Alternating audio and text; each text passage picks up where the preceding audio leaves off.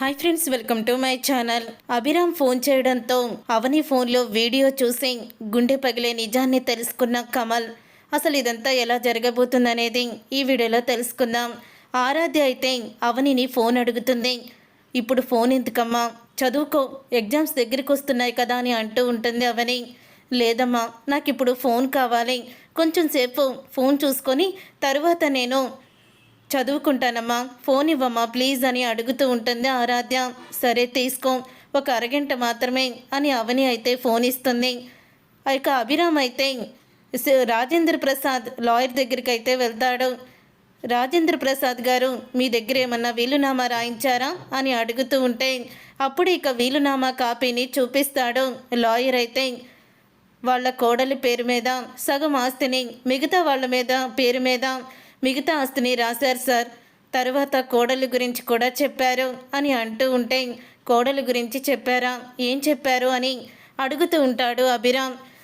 తన పెద్ద కోడలైన అవని గారికి సగం ఆస్తిని రాశారు, అలాగే కమల్కి, శ్రేయాకి, వాళ్ళ కూతురు ప్రణతికి రాశారు. కానీ వాళ్ళ చిన్న కోడలు పల్లవి పేరు మీద మాత్రం ఏ ఆస్తి కూడా ఆయన రాయలేదు. అసలు మరి మీ చిన్న కోడలు పేరు మీద రాయకుండా మీ చిన్న కొడుకు పేరు మీద రాశారేంటని అడిగితే, తను మా ఇంటి క్షేమాన్ని కోరుకునేది కాదండి అంటూ నా దగ్గర అలా చెప్పి బాధపడ్డారు, అంతే తప్ప ఇంకా అంతకు మించి ఏమీ తెలియదండి అని లాయర్ అయితే అంటాడు. అప్పుడు ఇంకా అభిరామ్కి పల్లవి మీద అనుమానం అయితే మొదలవుతుంది. పల్లవి ఫస్ట్ నుంచి కూడా అనుమానంగానే మాట్లాడుతుంది.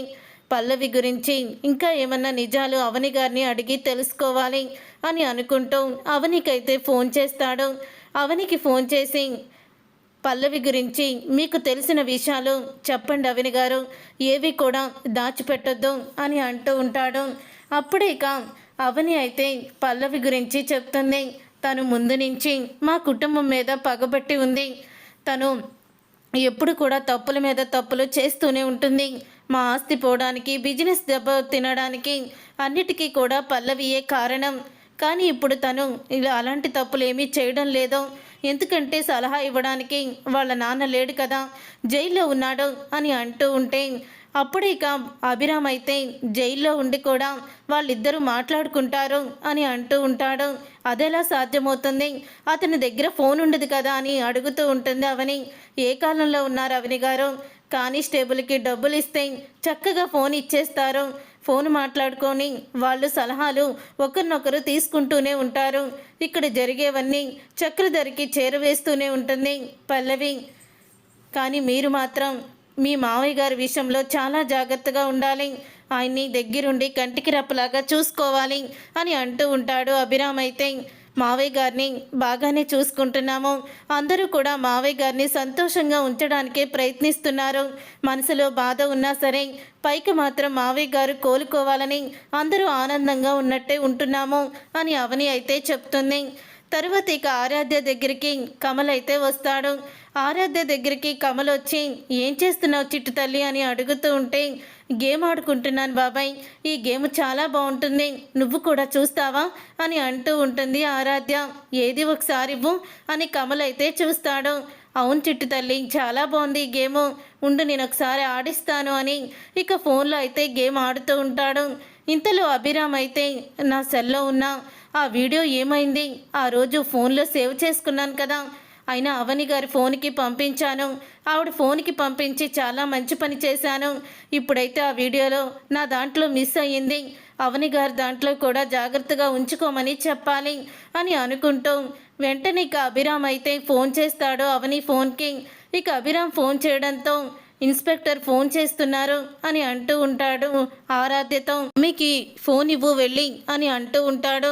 మమ్మీ ఎక్కడో వంటగదిలో ఉంది, ఇన్స్పెక్టర్ గారే కదా బాబాయ్, నువ్వు ఫోన్ లిఫ్ట్ చేసి మాట్లాడు అని అంటూ ఉంటే అప్పుడే ఇక వెంటనే ఫోన్ లిఫ్ట్ చేసి చెవి దగ్గర పెట్టుకుంటాడు.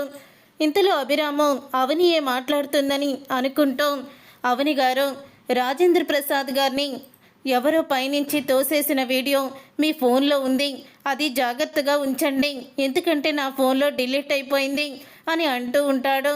అప్పుడు ఇక ఆ మాట విని ఇక షాక్ అయిపోతూ ఉంటాడు కమల్ అయితే.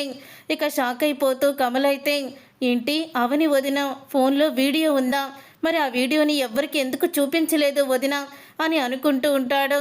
సరేనండి, నేను మళ్ళీ కాల్ చేస్తాను, నాకు అర్జెంటు పనుందని ఇక ఫోన్ అయితే పెట్టేస్తాడు అభిరామ్. తర్వాత కమల్ అయితే ఇక వీడియోని ఓపెన్ చేసి చూస్తాడు. ఇక వీడియోని ఓపెన్ చేసి చూసి జూమ్ చేసి చూస్తాడు. అప్పుడే ఎవరో రాజేంద్ర ప్రసాద్ని పైనుంచి తోసేసింది కనపడుతుంది స్పష్టంగా వీడియోలో అయితే. అది చూసి కమల్ అయితే షాక్ అయిపోతూ ఉంటాడు. అప్పుడే కమల్ షాక్ అయిపోతుండగా అవని అయితే వస్తుంది. కన్నయ్య, ఈ వీడియోని ఎందుకు చూస్తున్నావు అని అడుగుతూ ఉంటే, ఏంటోదినా, నాన్నని ఎవరో పైనుంచి తోసేసింది అంత క్లియర్గా ఉంటే నువ్వెందుకు ఈ విషయాన్ని అన్నయ్యకి కూడా చెప్పలేదు అని అడుగుతూ ఉంటాడు కమలు. అప్పుడే అవని అయితే, ఇప్పుడు ఈ వీడియోని బయట పెడితే నేరం చేసిన వాళ్ళు జాగ్రత్త పడతారు, అందుకనే కన్నయ్య నువ్వు కూడా ఎవరికి చెప్పొద్దు అని అంటూ ఉంటుంది అవని. అసలు నాన్నని ఎవరు పైనుంచి తోసేశారో తెలిస్తే నేను కూడా వాళ్ళని పైనుంచి అలాగే తోసేస్తాను అని అంటూ ఉంటాడు. ఇక ఆ మాట విని అవని అయితే, కోపం తెచ్చుకోకు, ఎవరికి అనుమానం రాకూడదు, నీకు ఎక్కడైనా ఈ బ్రాస్లెట్ కనిపిస్తే చెప్పు అని అంటూ ఉంటుంది అవని. తర్వాత ఇక ఆరాధ్య అయితే, బాబాయ్ బ్రాస్లెట్ అంటే గుర్తుకొచ్చింది బాబాయ్, పిన్ని దగ్గర ఒక బ్రాస్లెట్ ఉంది, అది అడిగితే పిన్ని అసలు చూపించను కూడా చూపించలేదు, అదే ఇమ్మని అడగలేదు, అలాంటిదే కొనుక్కుంటాము ఒకసారి చూపించమంటే అమ్మ అడిగినా కూడా చూపించలేదు, నేను కొనుక్కున్నవి ఎవరు కూడా కొనుక్కోవడానికి వీల్లేదు, నేను ఒక్కదాన్నే వేసుకోవాలి అని చెప్పి చాలా పొగరుగా సమాధానం చెప్పింది పిన్ని అని అంటూ ఉంటుంది ఆరాధ్య. బోడి అదేంటమ్మా ఇచ్చేది, ఆ బ్రాస్లెట్ నేనే ఇస్తాను, పద వెళ్దాం అని రూమ్కి తీసుకువెళ్తాడు. ఎక్కడుంది ఆ బ్రాస్లెట్, మీ పిన్ని ఎక్కడ పెట్టింది అని అడుగుతూ ఉంటాడు. అప్పుడే ఇక బ్రాస్లెట్ అదిగో ఆ సరుగులో పెట్టింది పిన్ని అని అంటూ ఆరాధ్య అయితే చూపిస్తుంది.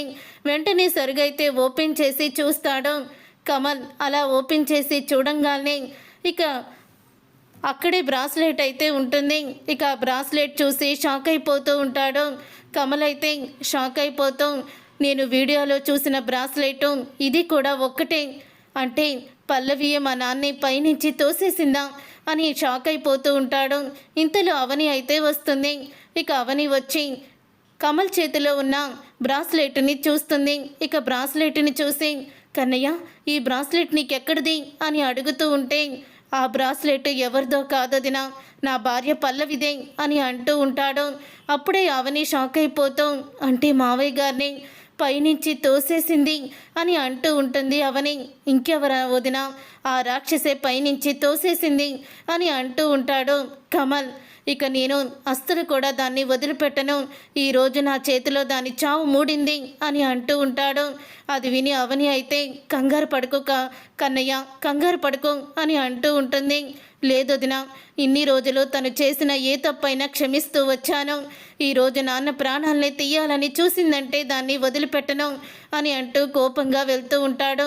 చూసారుగా ఫ్రెండ్స్, రాబోయే కథలో ఖచ్చితంగా ఇలాగే జరగబోతుంది. మరి ఇలాగే జరగాలని మీరైతే కోరుకుంటున్నారా? అయితే వీడియోని తప్పకుండా లైక్ చేసి ఛానల్ని సబ్స్క్రైబ్ చేసుకొని పక్కనే ఉన్న గంట సింబల్పై ఆల్ అని క్లిక్ చేయండి. అప్పుడే మేము పెట్టే ప్రతి వీడియో మీరు మిస్ కాకుండా చూసేవచ్చు.